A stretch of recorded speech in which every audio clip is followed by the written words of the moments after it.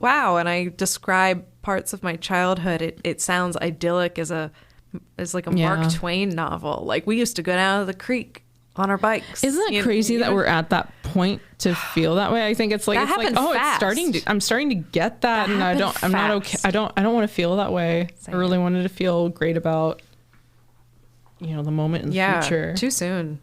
I don't know. I used to think of myself as a futurist. I'm not so sure anymore. I took my shoes off. I hope that's okay. I was wondering. I was like, sorry, just my feet need to breathe. No, breathe. Don't look at my big right toe. I told you that, and I know you're going to at some point. And it's because I set you up to do it. No, I'm gonna keep this folder up. All right, that's that. Hey, Chelsea. Hey, Victoria. Do you know what I need? Oh, sorry. I was just thinking about my big toe. Oh, okay. Okay. All right, I'm not going to probe into that. That's okay. Do you, you know what I need? Do you know what I need? Are you aware of my needs? No, please tell me your needs. I have needs for Breaths of Fresh Movie. I'll give you one. Okay, thank you. You can have one Breath of Fresh Movie. I'll take a Breath of Fresh Movie. Okay, great. All right. Oh, me too.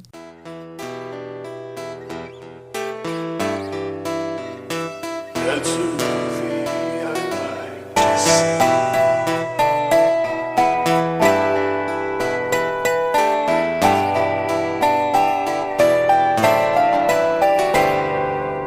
This is a Breath of Fresh Movie podcast, a weekly podcast even, where we, that's me, Victoria Harley, and... Oh, I'm Chelsea Pope. Yeah, she's over there. Hello. Every week we watch a movie neither one of us has ever seen, and then we come here and we talk about it. That's right. We might not talk about everything, but we will talk about anything. That's right.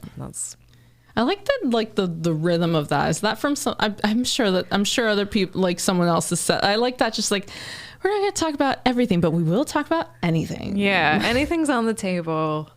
So if you don't want this movie spoiled, right? Then hang up. Hang up. But thank you for your engagement. Everyone listens on a telephone, right? Right. Like up against hang their up ear and dial again. Yeah.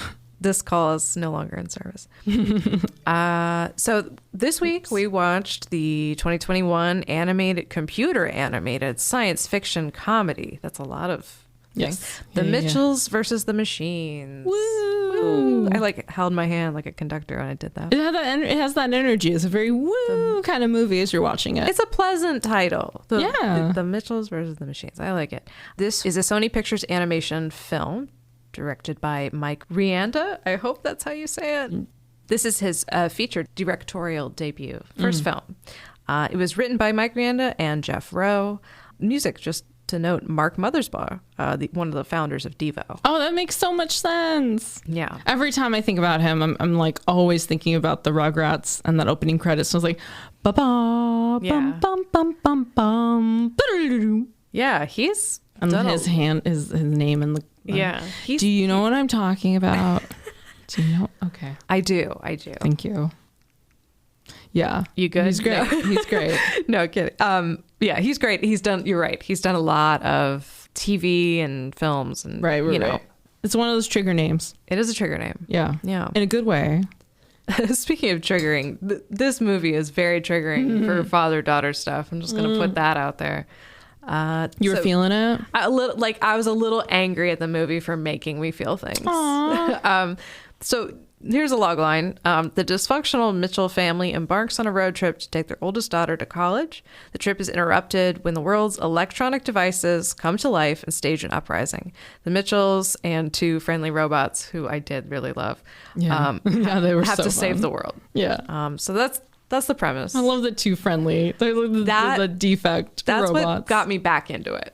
Got you. That was like, okay, now I'm into this movie. Right. Like, it worked. Yeah, it was really satirical. I didn't expect that. I know not everybody's a fan of Family Guy, and I'll be honest, haven't watched the majority of the recent, last few years at least, episodes. It was on a while. It's been on a while, right? It's still on, isn't it? I have no idea. That's the thing. It's not like I'm like, I don't have the clicky shows. I got the internets now, and then I'm also I'm a dumb old lady. I'm not going to figure out how to get all the new episodes all the time. I'm going to watch them if they come up as compilations. And then anyway, I bring it up just because I really enjoyed that that type of joke making in this movie. I enjoyed this movie, and I enjoyed the joke making where it was all very expository, where like their lines are very sort of that cheeky, you know, there's a balance, right? And it's like it's a delivery thing too. But I like when the lines of the main protagonist girl, she's watching her phone, she's watching all of her college friends are already like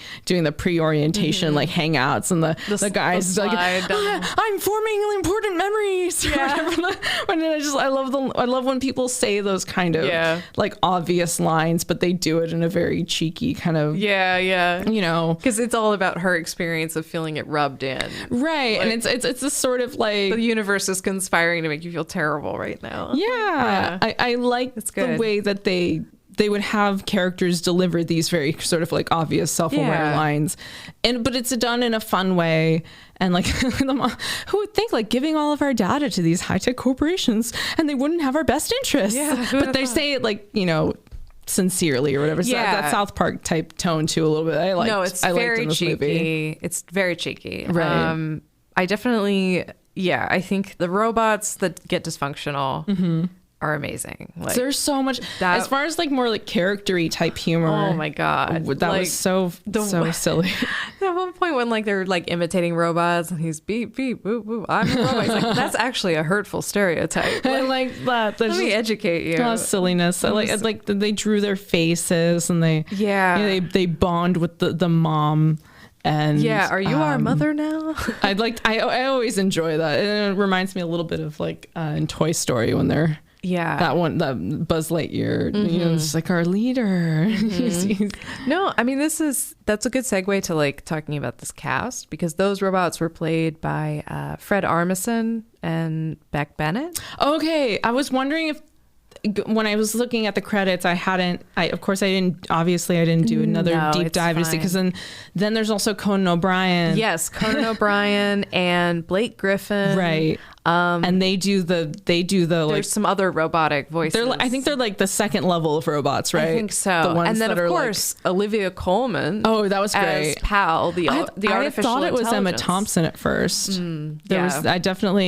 Olivia Colman sounds like she's having the best time. It was very fun. I was like, please set me on the table so I can flop around upset or whatever she said. It was just so that was funny. I liked that. I really liked that, and the delivery was really like, it was really tight, and it wasn't too very like winky. Again, like I like when lines can be very. I like when you make an open, obvious joke, but it's done in a really grounded kind of way. It's the same thing as like Airplane or Clue. Like they're saying it, but they're saying it with like full sincerity in the moment, you know? No, and she's great at that. Yeah. Sometimes very dry. That's like, right. The most powerful thing in a comedic performance is like you as the character fully being completely serious in everything you're doing. Like the rest of the world is wrong. Like, no, it's so good. And then we've got Danny McBride, Abby Jacobson, Maya Rudolph, and of course the director actually does the voice of the Aaron, the boy in the family, which I would argue was the funniest voice. You like that voice?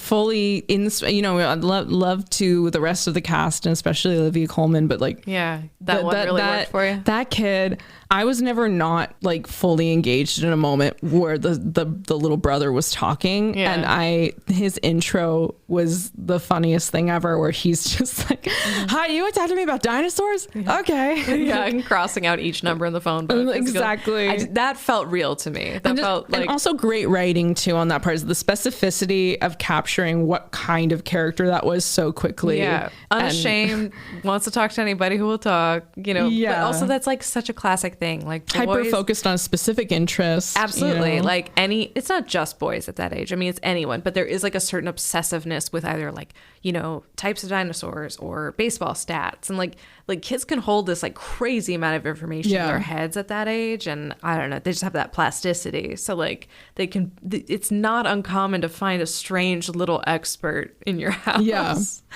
I had trouble because I think the film begins with this opening monologue that just didn't feel at all like the rest of the movie, to be honest. Like looking back, I'm like, that really wasn't the right, but it really made me like, God damn. Because it's just like, our family's so weird. And I'm just like, they're not that weird. Like, it's like that tone adjustment period that you're like, I wish I didn't have to go through this with this movie. Like, and you know, some movies you can just kind of dive in and right away you're on board. Like they quickly signify that. And I think this was definitely a movie that did. Yeah, I really do think it kind of felt like it was going to be one sort of style. I mean, I'm glad that didn't persist, but I'm realizing like, oh, they really had to win me back from that. Like I got that. I respect spoon that. fed to me, and I was just like, and I don't know. I'm like, oh, is it going to be this kind of almost spazzy the whole way through? Like in terms of just like, I'm like, oh, we're going to see a lot of this sort of like referential, like live action. And part of me thinks I'm like, maybe it's just because this is our age showing a little bit. Maybe this kind of hooks in like a younger viewer better. Or is me saying that showing my ageism? I know what you're saying. I know, because I mean, my kind of initial impression was like, it's busy. Is it? Yeah, it's busy. It's really and I was busy. like, is it going to be? And especially knowing too, like it is like busy. a full. Yeah, it's longer than 90 minutes. It's not a full 2. Yeah, but almost. But it's in 10 that minutes. It's in that capacity where you know, there were definitely a few times in this movie where I felt the time. Yeah, no, I did, because I think it got to a place in the plot, and then I just, you know, did that thing where you press up on the control. Let's just see where we are. Yeah, exactly. And it was like 40 minutes in, and I'm like, oh, there's still a whole nother, oh my God. Like, it felt like a whole movie left. And I'm like, because there was that lengthy, and I can't help but also be at the same time watching this movie patterning other movies. Specifically, I'm thinking of a Goofy movie, which is another road trip. Like, oh, I'm sorry. Man. You would love to do an episode about that, wouldn't you?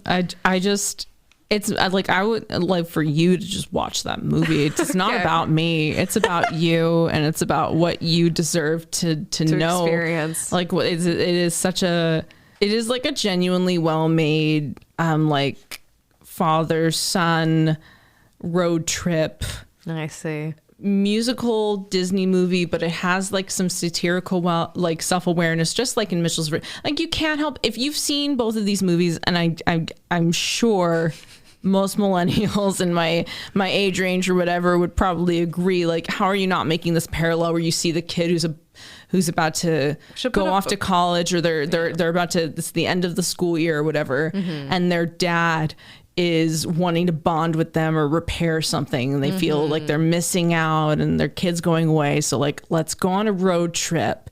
And then the kid being like, no, I'm trying to self-actualize without you. But then it turns into this sort of like, oh, but I actually appreciate you for who you are. And I, you know. So this is also the plot of the Goofy movie, is what you're saying? Basically. Wow. Without the alien apocalypse. And it's not, it really isn't actually. I don't want, there's too many differences. It's similar premises. He's still in high school. It's just his summer vacation, Max. Okay.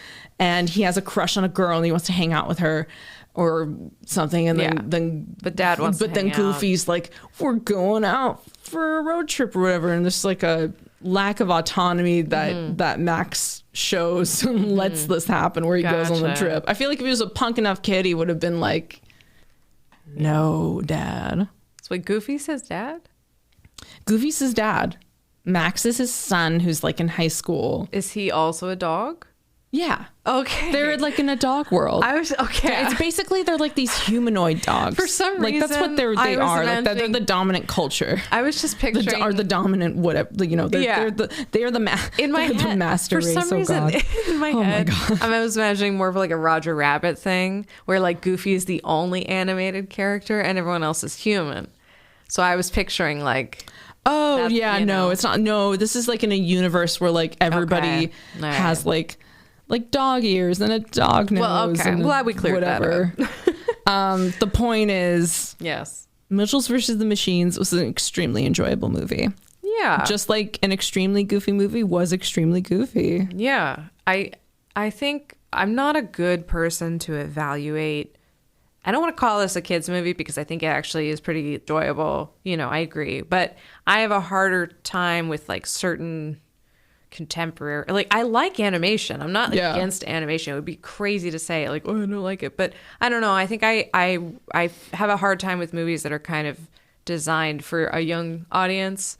But what's interesting is I was reading about this director, and a lot of the things he really dislikes about other animated movies is kind of the same things. And I'm like, oh yeah, I think maybe that's what I'm responding to. And so I will say this one, I think, apart from, again, that opening monologue that threw me a little bit, the character, all the comedy comes out of character. And it is actually funny. Like he was talking about how there's so many anime movies where these purportedly comic things happen and no one laughs. Like no one laughs. Right. A lot of times female characters aren't nearly strange or developed enough. Like I mean, he actually, I guess at some point tweeted out like a picture of this like manifesto that he was too embarrassed to ever circulate, that was like all about how to make like a kick-ass animated movie. And that's awesome. Yeah, which apparently he talked to anybody about at the time. I mean, it took 6 years to make this movie, by the way. That's a long fucking time. But some of the other things was broaden your pool of influences. You know, don't just borrow from Spielberg if you're interested in cinematography, but also consider like street art or other kinds of filmmaking. Just like take in more ideas. Right. Again, characters must be memorable, honest, rich, complicated. They have to be real people. There have to be real stakes. I did feel there were stakes in this. Absolutely. No, I was very engaged and fully convinced by every character that was laid out in this. It didn't feel, you know, even though the monologue and this, like some of the pacing stuff we were already talking about can be a little, that can feel tedious or a little maybe almost, there's almost a slightly contrived element in terms of that sort of like, oh, this is my family. I was a little worried we were headed down this generic path of like, just be true to yourself, you know? Yeah. But this actually had a complete message that wasn't generic. Like I felt, I don't know. A very universal message about, you know, I think, connection and yes, you know, finding common ground with your loved ones. Oh, absolutely. And that's such an appropriate time in a person's life to discover that your parents are people, is like when you're heading off to college. It's just that shared empathy between generations too, I think is really important, or through someone who's looking after you and is trying to protect you versus the other perspective of like not wanting to feel held back from their potential, and learning how to navigate and bridge that gap, because there's all that like kind of that sort of protection and acceptance and just a lot of knowing good stuff. Yeah, knowing how fucking hard and difficult the world is, and just like if you there's a protective element to the father's motivations that isn't absurd. You know, it's actually like, well, there's a logic to that. It was much more complex. People had quirks. And again, the jokes and the comedy, and it was actually funny. Yeah. It comes out of the characters and the situation. And I read some reviews that said, like, Maya Rudolph was, you know, so great and underused until she isn't. And when she turns and becomes it's very fun. Like, well, I feel like everybody at some point sort of shines. It really has an opportunity to shine. I will say Danny McBride sounded like Seth Rogen sometimes. At times, yeah. But I also I think there's a specific style in his joke delivery that I also really appreciate in The Righteous Gemstones.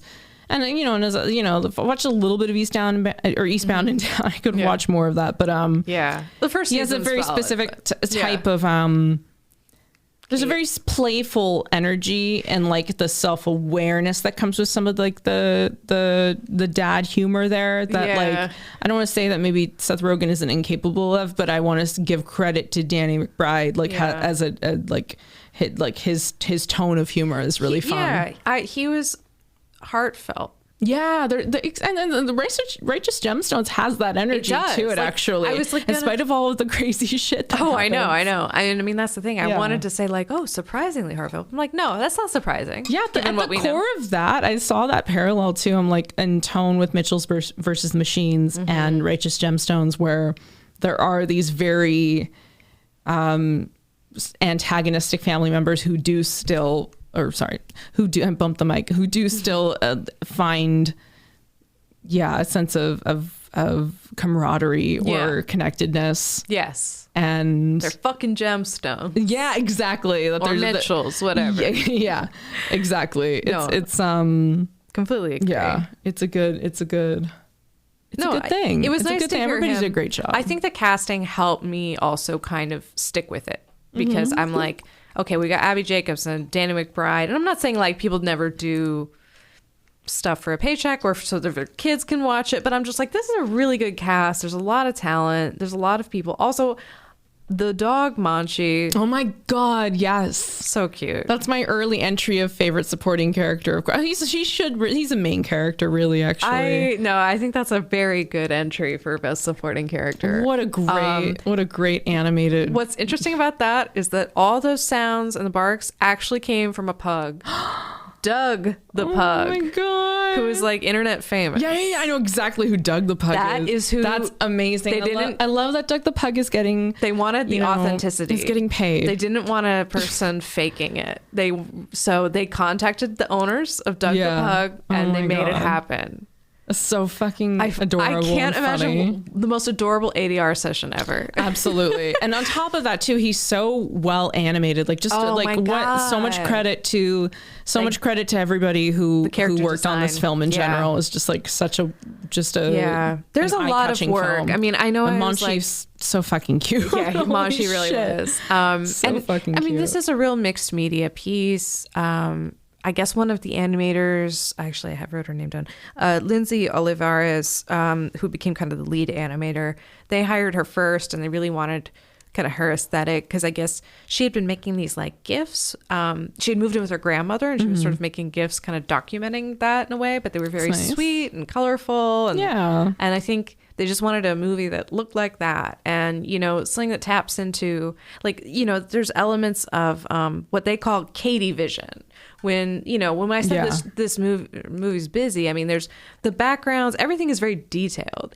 But I think like to a point that for me, I'm just like, it makes me actually kind of sad for like all the people who build that and it's on screen for half a second. Like I almost am not impressed by certain detail.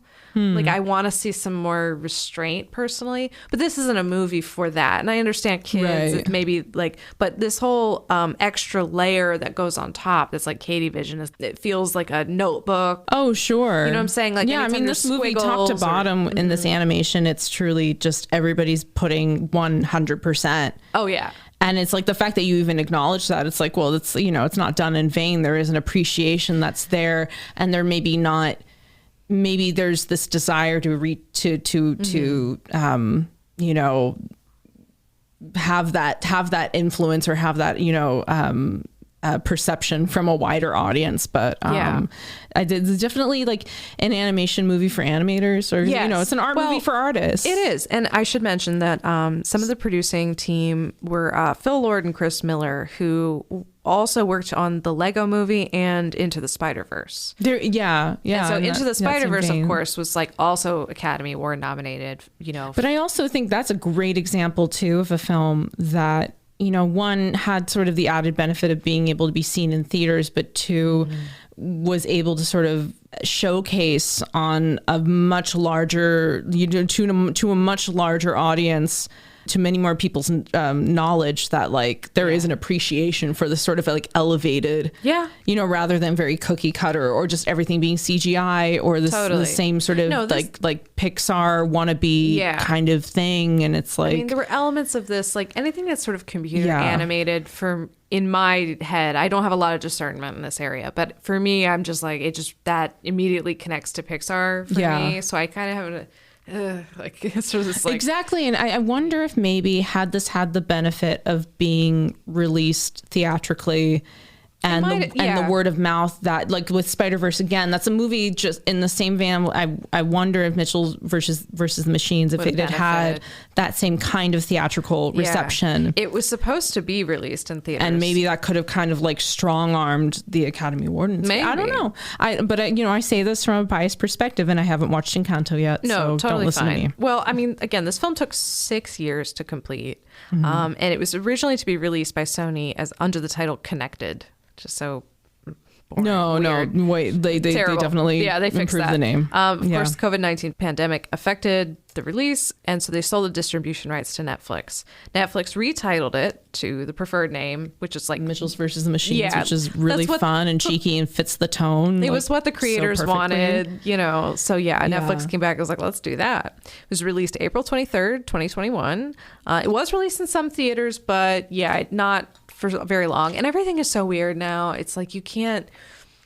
Yeah, well, it just wasn't, it's a different time too, where certain people are not wanting to go out, or like just flat out, not everybody has the money for that right now. No, exactly. And just with the safety and financial precautions people are taking, it's just a very tough time to be releasing something. And I think, you have to make something really significant to kind of get people in the theater, or something that really is going to create a cultural moment for people, Yeah. And while I wouldn't necessarily say it would, I don't mean to imply it would necessarily supersede Into the Spider-Verse. I mean, they're both like incredibly well-made films. It's like, that's definitely, I feel like in the same vein of like going from Hereditary to Midsummer with Ari Aster. I wonder if like Sony could have had that chance of like having something that had hit so hard, largely from like, I think, word of mouth. Yeah.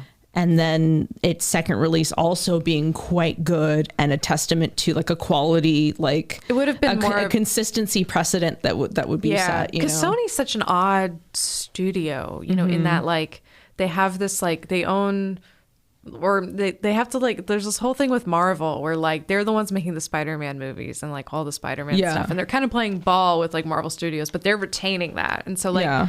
Sony has kind of this weird, like, all right, we'll try this and we'll do this. And I guess their animation studio, it does seem like they're trying different things. Right. They're trying to distinguish themselves. And, I always like that.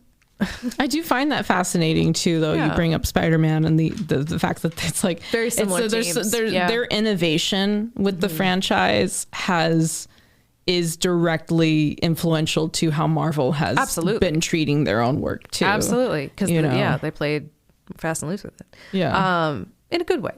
Director of Parasite and Mother, Bong Joon-ho, listed Mitchells versus the Machines as one of his favorite films of 2021. So I don't blame him. I would put this on my top 10 for sure, of all the 2021 movies I've watched. Maybe even top 5. Yeah, and I haven't watched that many movies. It's funny because like, you're not wrong about. I'm not familiar with the Annie Awards. I think that's like animation awards, I assume. Sure. It swept those awards, apparently, so it got its due. Again, in the like an animation film for animators. Exactly. So it did really 100%. Well there. It also won the 2022 Critics' Choice Movie Award. It was nominated for an Academy Award for Best Animated Feature and a BAFTA for the same thing. It did win a GLAAD Media Award, Outstanding Film with a Wide Release, because of its depiction of like Katie's queerness. Sure. Because it's not her defining characteristic and it's never part of the conflict. And I actually, I really appreciated that as well. Oh, I did too. I think, it's they slipped it in at the end there. It would be really nice if there were more stories that showed that the queer lifestyle is something normal. that can be normalized and integrated and not or it's like more made into a whole thing again, which is a part of the Pedro Almodovar the appreciation that I have when he incorporates that like queer culture just so and I shouldn't put it like, oh, it's actually normal. I mean, I think what it's really is that everybody is actually queer, and it's like there is no normal. Right. What is normal? Show me what normal is. I doubt you can actually show it to me. Right. So someone could think that, but that's we like more to, about how they see the world. Yeah, totally. We like to essentialize, but anyway, so it did get warm reception. I have a couple of reviews. Yeah. The Guardian said casting Olivia Colman as the voice of a demonic AI is only the first stroke of genius in this sprightly animated movie. NPR said the joke density is admirably high. Yeah. Scenes are filled with smart, savvy jokes rooted in specifics about technophobia, consumerism, and corporate greed. Mm-hmm. There are some really, you were talking about that, like, who knew, like a tech company wouldn't have our interests at heart. It's very, it's very, and Eric Andre aware and critical. A guy named Mark running a tech company, and he's delivering this new product launch. And it looks like an Apple product launch, but the interface of the AI looks a lot like Amazon. Yeah. Like they're checking all the boxes. And what's incredible too, again, is like, I know development changes, things shift over time, especially over 6 years. Right. The general vibes though then let's just say 6 years ago when this project was pitched, it's just like, yeah, that all is way more true than it was then. Like it was, they were on the money, you know, like again, maybe there's some plot adjustment that goes on, but I don't know. As far as I know, you got to lock in a script and then, you know, move into but it does show that there's just a lot of prescience. I don't know, prescience, and people had their finger on the pulse. Exactly. Brian Tallarico of RogerEbert.com. I feel like I always have to say the name because it's Roger Ebert's dead, so I don't know if anyone knew, but Robert, R.I.P. He described this as a mashup of an 80s family road comedy like Vacation and visions of a tech apocalypse foretold in films like The Terminator. It is kind of like a combo there, particularly with the kill bots, or I mean, they're not called kill bots. There is definitely like a Terminator for kids vibe with this movie that I thought was fun. I think that was voiced by Blake Griffin. He was the upgraded bot. He and Conan, weren't they both like alternating, or maybe not? Or maybe like Conan was the scarier bots. I wrote down the casting. What was Conan's role? Glaxon 5000 or something like that. Oh gosh, yeah. So he was, I think, one of the biggie ones. Okay. Yeah. And then it was Fred Armisen and Beck Bennett doing the malfunctioning the little guy and the malfunctioning guy. Which that was also funny. Not only hilarious, but also helped like move the plot forward. Yeah. Like they weren't useless. Like it was like, no, they helped the family. Like, yeah, I really appreciated how this film thought about utilizing everything it had in it. Oh, and there were so many callbacks. Right. I mean, the screwdriver. And again, with Monchi, just the fact that he is so essential with her being able to take the car all the way up to this like main base. So it's like dog, pig, dog, pig, loaf of bread. They none of them can like identify if this is actually a dog or not, which is like how she's able to get to like the main, how they like thing. Scramble anybody's circuits, right? Like, I mean, that's a classic. Like, it's so funny, and then that pivotal when the phone's falling, and like his eyes suddenly align after there was the line earlier too when the mom's like, why can't you just look in the same, have your eyes move in the same, like she's like chastising the dog about not having the eyes in the right place, and then suddenly his eyes are like but then he still misses, and then it's just a joke. It's just such a well-written joke, the demise of this phone too. You think it's gonna bounces off the edge, then you think it's gonna land on the dog literally is readjusting his eyes, which is like a big, basically like a dramatic moment for the dog, but then the dog still, like, it bumps his face, and then you're like, oh no, and then she lands in a glass of water, and then it's like a glass of water, and she like stops the whole apocalypse. She declares, no, not a glass of water. Exactly. It was just a really well paced and written joke. Like, just what a treat it was, man. No, I mean, as we're talking, I'm sorry I took that opportunity for you to appreciate that organically, but man, what a treat. No. I can enjoy. Yeah. Oh, by the way, the original title, like when this was first pitched, was called Control Alt Escape. Wow. That's also a little. No, I don't know if I wouldn't have been on board. No. I think Mitchell's versus Machines is a perfect title, especially after like watching it. That was the right one. I fully agree. It's also like a good, some movies that just declare what they are. Right. Is very like comforting. I like it. It's it's a very playful. Like sometimes it can be asinine, but other times I think there's this sort of like straightforwardness about it that fits with the movie. Kramer versus Kramer. Right, exactly. I actually really hate that movie. Yeah, I tried to find out things about the director. This is his first film, which got nominated for an Oscar. I mean, that's a pretty good. This is pretty awesome. Good work, dude. He was born on Christmas Day, 1984. Alrighty. Fun fact.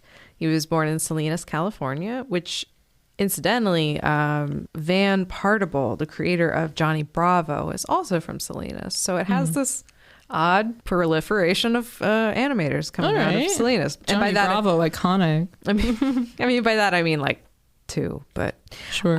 He now back to Mike Rianda. He attended the Cal Institute of the Arts, Cal Arts. He's one of those students.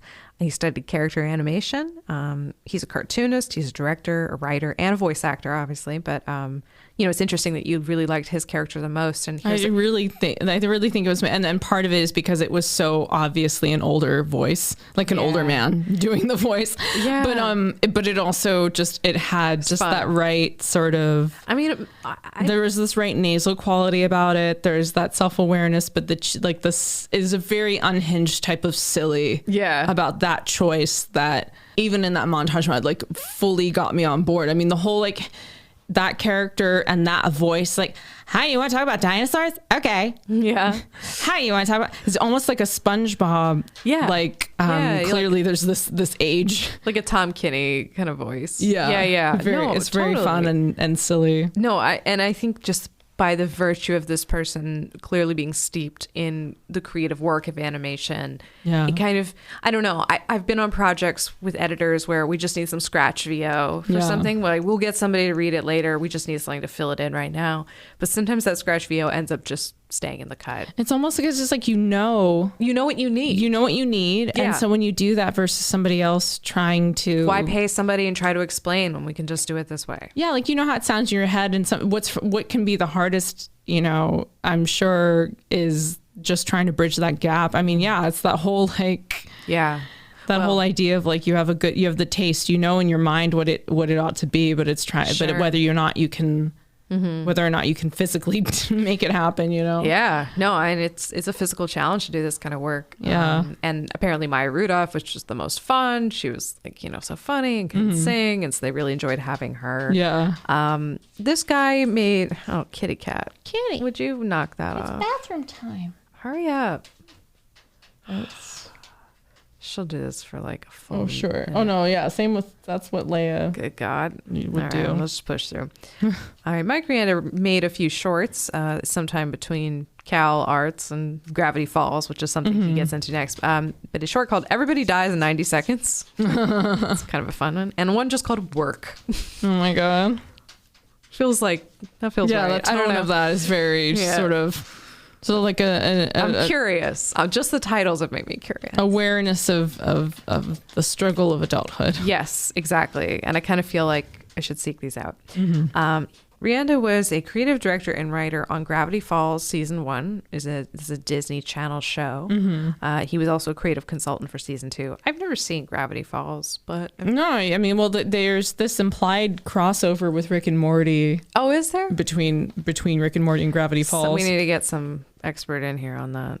Yeah, no, I watched some YouTube video that was showing like this like whole portal thing that was animated on both of the shows. I see. To like show that there was like this crossover of universes, or that they're in the same universe or something. It was very. It's fun. I think it's, even though I haven't watched the show, I bring that up just like I'm like, oh, I see that like there's like a taste or a tone.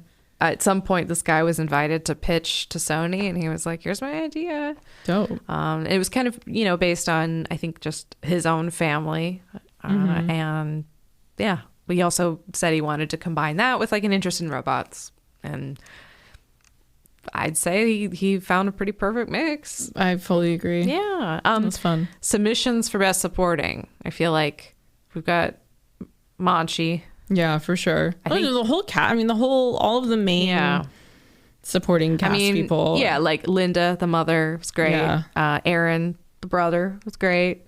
I think the only Both ones, the robots. Yeah, the only ones that didn't like quite make the cut were like the posies, but they're just because there's not a lot of development. They're more of just a group example of like the perfect family or whatever. I'm glad you brought them up though, because they are played by John Legend and Chrissy Teigen. Right. Yeah, I saw that after. I was like, of course. Which is funny because then it makes me think about the whole like celebrity as voice actor thing, and I'm like, that was almost so.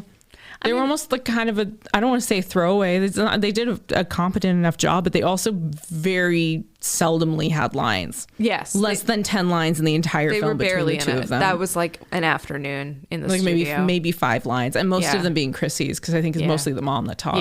Yeah, it is. But it seems like a fun sort of like, I guess if you know, kind of joke. It maybe spoke with to that a casting. self-awareness of theirs about their presence on social media and like how they're a very public couple. I think it tapped into that.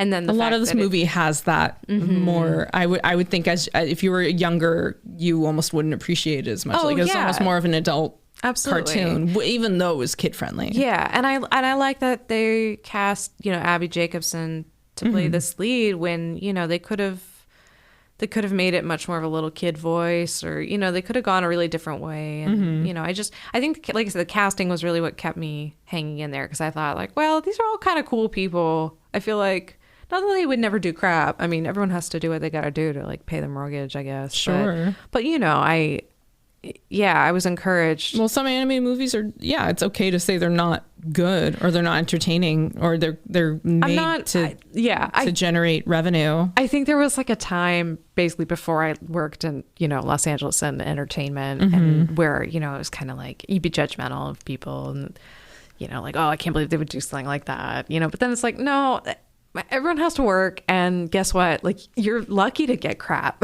you know? And so, like, no, don't judge people. There you go. Congrats, everybody who finds jobs. And also, but like, there's really good jobs too. And like, it's like the whole thing with the part of what people were criticizing the Academy Awards for, with like the condescension about how animated movies or people who work on those are treated. And it's like, oh God, getting over like, we need to just like abolish that. No, there's definitely some fucked up stuff going on in labor relations, and animation for whatever reason has just sort of not been or to even to just been like this is the mocking or like the condescension that's treated towards it as a form in general. As a form in general, because it's more, it is treated as it's treated as genre rather than medium. Yes. Yeah. Is the argument, which is unfortunate. It's true, because I mean, you go to other countries. I mean, I'm thinking of Japan in particular, where very many different themes are conveyed, many different types of stories are conveyed through animation. It's not just for kids, you know. It's like, no, and I think we've grown up a little bit, in that, like, we've accepted a lot of comedies, like grown-up comedies, in animation, because we like the subversion, right. Oh, it's for grown-ups, it's naughty. I don't know that I don't think people realize like just how many options there really are. And as much as I was like, oh, this movie's busy, I'm like, but they were trying out lots of different stuff, and it's a real interesting blend, and they were having fun. Like, clearly they were having fun. Right. But I watched another animated movie later that day from 1963. I watched The Sword and the Stone because it'd been forever since I'd watched it. Just understanding like wow, they weren't funded as well. Like, this isn't even, there are some pieces that are beautiful, but it's like more effort is put into the backgrounds, and like, you have to really decide where the motion's happening and why. And like, it's just a totally different approach. Yeah. A lot's changed. Yeah, it really has. And it's not to say like this is better, this is worse. It's just different. And, right. But Mitchell's versus Machines is better than The Sword and the Stone. I'll say that. I'm a Disney fan. Fair. I got tickets in a few weeks. You definitely I'm a full Disney fan. And The Mitchells versus Machines is very much better than The Sword and the Stone. But I'm also glad that you watched it, because it is a classic. No, I mean, and it's seminal. It's foundational. It is. Like, but that's what I was struck by, was like every sequence, I'm like, oh, that's going to be Finding Nemo. Like, that's going to be, that's going to be Bambi. I like this theory you're developing that they're all being they all came made from off this of, movie. They all came from The Sword and the Stone, which actually didn't that come after Bambi, or did it come before Bambi? It may have come after Bambi. I'm not up on funny. Well, just because there's that whole thing with the squirrel falling in love with him, and then, there's a lot of like crossover, like similar styles in animation. It's why like there's a crocodile, so I'm like, oh, it's like Peter Pan. Yeah, like that's why like every woman in a Pixar movie like looks, or not the Pixar, like I think of like Elsa and Rapunzel and a number of the all the princesses in the Wreck-It Ralph, they all have this essential template, and I'm like they're pulling from a similar sort of, someone sets that precedent and then they go off of that, and it's like at that point in the Disney animation too, I definitely think about that, like Sword in the Stone, you make a great, you're making those connections, and that's part of what all that is. And it's not purely like, oh, they stole it. It's more just like, hey, 2 fish underwater talking worked. Let's just do a movie of that, or like, why has nobody done that yet? I would love if there was somebody at Pixar who truly was like, everything I do comes from the Sword and the Stone. Everything I do. Oh Don't you come at me with Snow White. Yeah. Get out of here with the Renaissance. I hate the Renaissance. I hate the Renaissance. Yeah. I like Black Cauldron, but I love the Sword in the Stone. Everything I do. Sword and Stone was definitely better in the last Even unicorn. Cars is Sword in the Stone, you know? When it's the steam engine part. yeah, Sword in the Stone. Yep. I saw a witch in there. There's a witch, so we made a thing with witches. Yeah. There's Pixar's witches. Pixar's with, you know, what there was the witch and Brave or whatever. Witches from the Sword in the Stone. Sword in the Stone. How long you been at Pixar? Oh, well, you know, from the beginning of it, because I mean, I've been here for making all these movies, and the Sword in the Stone is just absolutely seminal. Here's the thing: I didn't have a lot of VHS tapes, and I was afraid of VCR, so I wouldn't. Whenever a video would eject, I would get scared. I would cry. I was a frightened child, and Sword in the Stone was in the VCR, and then, you know, It never left. it just never left. You know, my mom would go to work and my dad would go to work, and they just always keep pushing the video in the VCR and say, okay, kid, go. And you know, it was that and CVS receipts and pens from my mom's hotel job, and that's how I learned how to animate, and that's where I got all my inspiration. Yeah, I think I got another idea already for another Pixar movie from The Sword in the Stone. Yeah. You know, I was just thinking, like, what if stones had feelings? And what if one of them just got, like, stabbed one day? I'm going to make a Pixar movie called Stone. Stone with the sword. It'll be like from The stone with the sword in it. from the perspective of the rock. That's right. Right. Imagine being a rock and getting stabbed. And, like, I'm going to make a children's movie There'll about be that. like a pile of sediment that's voiced by Wanda Sykes, and it'll be like all sassy. Well, there'd be like, yeah, a whole amalgam of different celebrity Different types of actors stones, doing the crystals, voices yeah. and whatnot. Yeah. But then there's this one stone, and it got stabbed. And, you know, what if King Arthur didn't actually pull the sword from the stone? What if the stone did a bunch of work out, like, on the side, like, with a bunch of, like, crystal, like, witches that are crystals, and he just communicated with other stones, and then, like, they figured out a spell so that the next person that pulled on the sword would get it out, and then it happened to be Arthur. This is the kind of mind fuckery that I do at Pixar. It's what I love. Be sure to check out Pixar Pier at the California Adventure. Whenever you see a pile of rocks, that's Sword in the Stone. That's the Stone and the Sword movie. That's our little playground area. Well done. Thank you. All right. Would you watch this movie again? Parts of it, but like it would definitely, I would maybe put it on the background, or I would definitely laugh at like certain bits of it again, certain sections of it again. It's a little but long. like, you know, again, like, so I don't want to necessarily say I'd cut anything, but even after saying like, oh, I loved kind of like the very on the nose types of jokes they make here and there. Yeah. I still was like, I don't know. I still was like, what if it did lose like 5 minutes? Yeah. But I don't know. They do have to set like a lot of groundwork, I guess, because there's a lot going on in this with the apocalypse, but it's also a family road trip movie. Yeah. And there's something about that, the escalation of the AI and the landscape of the build that feels like, I don't know, if it doesn't feel like something from an anime or like a video game you played once, it's something out of Star Wars or Lord of the Rings. Like, there's just this kind of this like monolithic area they have to like get into and win, and it just, I don't know, it reminds me of like some of those Japanese like RPG games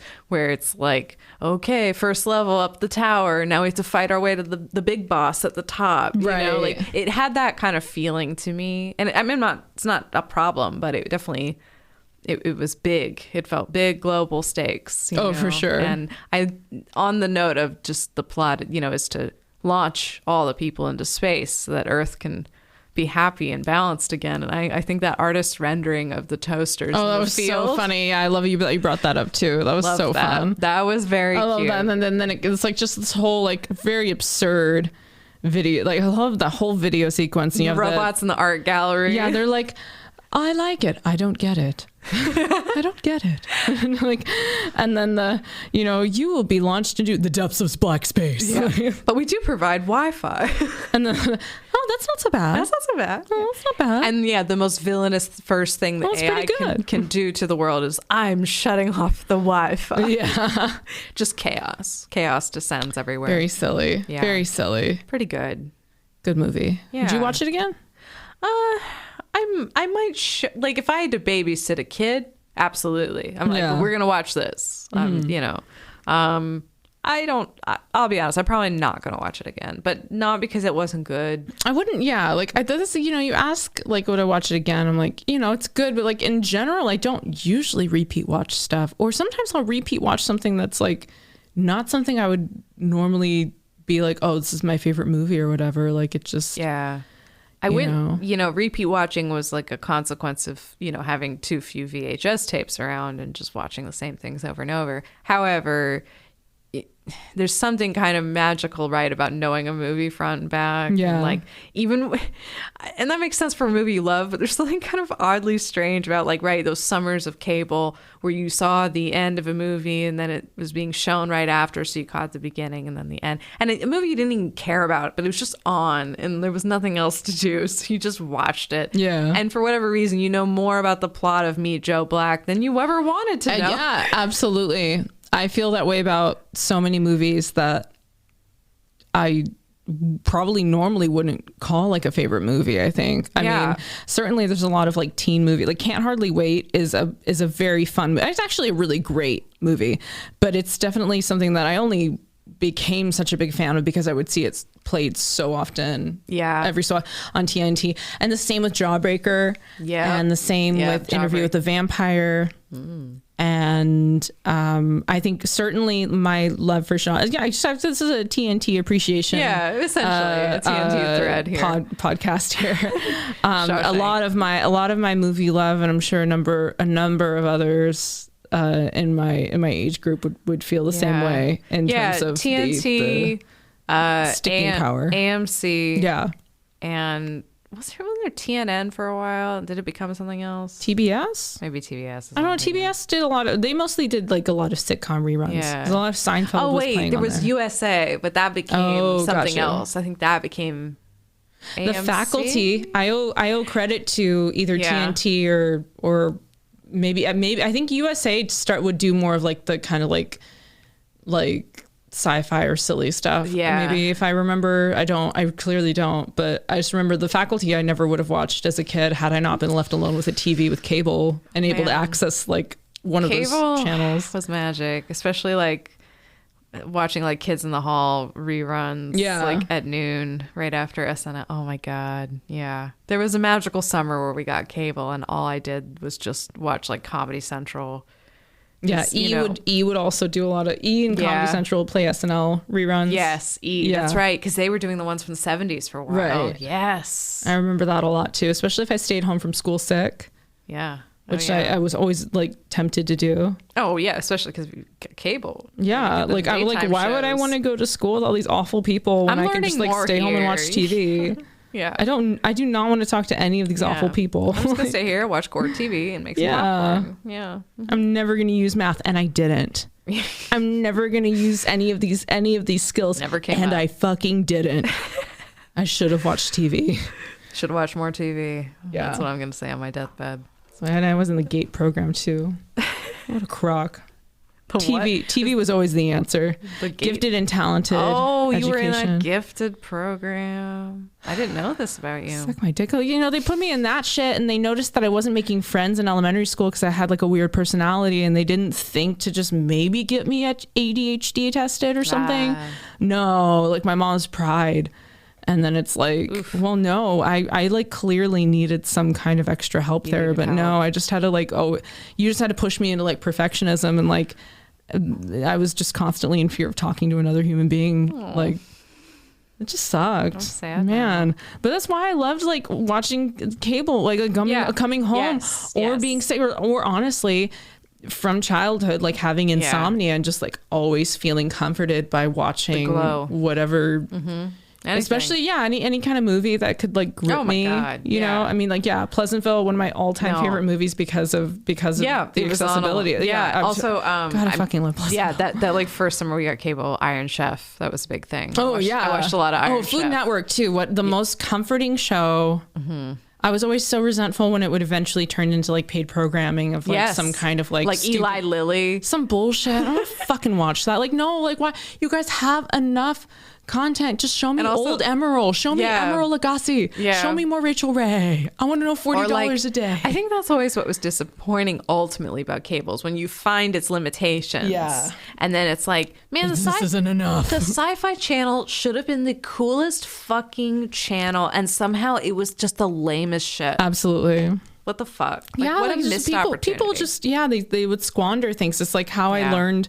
I learned a bit about G4 before like the first, before they'd come back, because I was trying to figure out what the fuck G4 was. Like, I had familiarity with it when I was younger, but I did mostly remember it as like a video game centric show. But there was a lot of there was hot chicks and weird dudes, and that was like really kind of it. And I kind of never really engaged with it that much. Well, the message is that it's not for you. Yeah, exactly. And then they wanted to bring that back, and God, I hate that shit.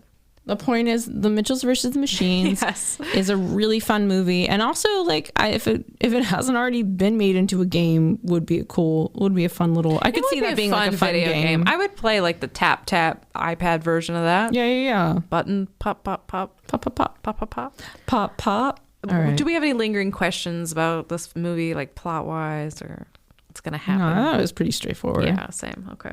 Just checking. Sometimes we don't check in about lingering questions. Yeah. We just go right to the would you watch it. Thank you, listeners. Thanks, you guys. Please. Thanks for coming. If you have the time and the heart, please leave us a review on Apple Podcasts. That would be really cool, man. We appreciate it. Really man helps. Or whoever. Man in like the slang sense. Yeah, man, dude. That hey, kind of dude. Dudes, What? guys, Yeah. but we, however you stop explaining everything I say all the time. I need never. It's so exhausting. Never. Well, however you identify, qualifiers. we appreciate you. And go ahead and follow us too. That would be really sweet. You can follow us on the various socials: Instagram, Twitter, Letterboxd at Fresh Movie Pod. We got an email, but you got to listen to another one, I think, to get the email. I'm not going to give it to you this time. Whatever. We're done. Bye. Bye.